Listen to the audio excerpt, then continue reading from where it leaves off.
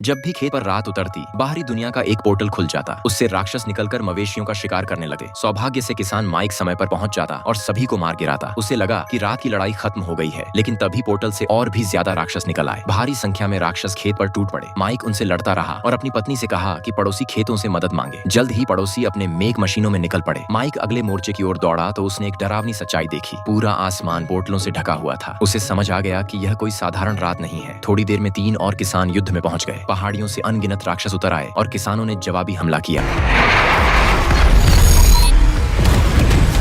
लेकिन राक्षस लगातार आते रहे और किसान धीरे धीरे पीछे हटने लगे। एक राक्षस ने जैक को जमीन पर गिरा दिया। माइक उसे बचाने दौड़ा, लेकिन जैक ने बोझ बनने के बजाय खुद को विस्फोट से उड़ा दिया। एक मशरूम जैसा बादल उठा और सारे राक्षस खत्म हो गए। माइक को संभलने का मौका भी नहीं मिला कि एक विशाल राक्षस पोर्टल से निकलकर खेत में आ गया। माइक ने उसे रोकने की पूरी कोशिश की, लेकिन वह बहुत ताकतवर था और माइक को गंभीर रूप से घायल कर दिया। तभी उसकी पत्नी चिल्लाई कि उसे मारने का एक ही तरीका है, खेत की मिसाइल सीधे उसके शरीर में दागनी होगी। माइक ने अपने शरीर से राक्षस का मुंह जबरन खोला। पत्नी भय और आंसुओं के साथ सब देखती रही। मिसाइल सीधे उसके मुंह में दाग दी गई। अगली सुबह जब खेत के लोग जागे, माइक जिंदा बाहर आया, लेकिन इस ग्रह पर अभी भी कई राक्षस उसका इंतजार कर रहे थे।